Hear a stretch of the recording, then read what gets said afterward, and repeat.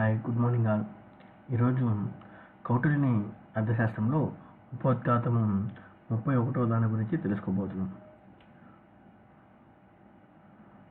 మన్నంతటా తిరుగుచు వివిధ విషయముల గురించి సమహర్తకు తెలియపరచుచుండేవారు.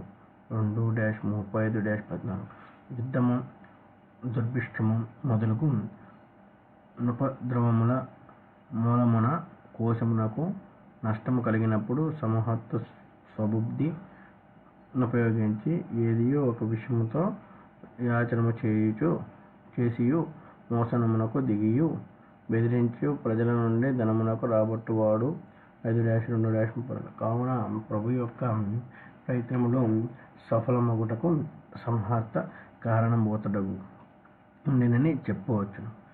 పైన చెప్పిన 18 తీర్థములకు లోబడి తక్కిన ఉద్యోగులందరూ వారి వారి కార్యముల నిర్వహించుచుండెరు.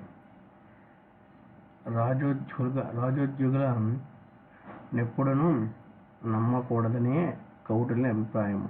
మానవులు చంచల చిత్తులు కనుక రాజనిత్యము వీర కార్యములను పర్యవేక్షించవలెను. 2-9-2 నాలుకపై ఉండేంత తేనెను గాని విషమును గాని రుచించ చూడకుండుట ఎట్లు సాధ్యము కాదో అట్లే రాజ్యద్రవ్యముతో సంబంధములు కలవారని దానిలో అల్పభాగమునైనను రుచి చూడకుండుటకు సాధ్యము కాదు.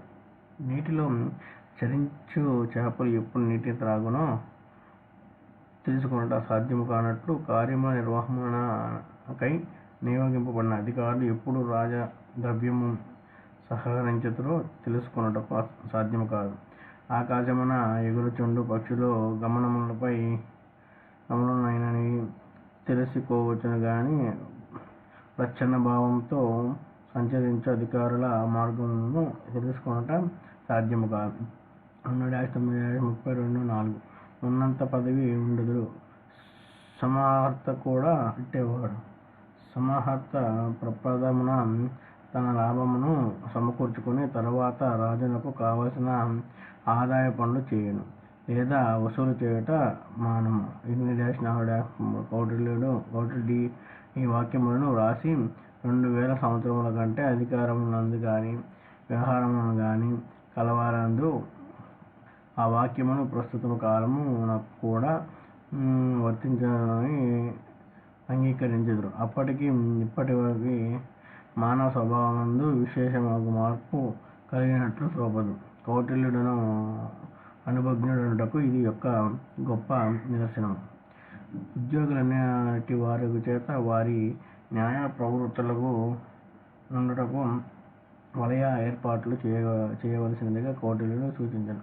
ఏదియో యోగ పరీక్షయందు ఉత్తీర్ణుడైనవానికై ప్రస్తుత కాలమందు గొప్ప ఉద్యోగముల దొరకునట్లు అమాత్యములుండవలసిన గుణములు కలవారికే ఉద్యోగములు ప్రవేశించ ఉండాలని అతడు చెప్పి ఉన్నాడు.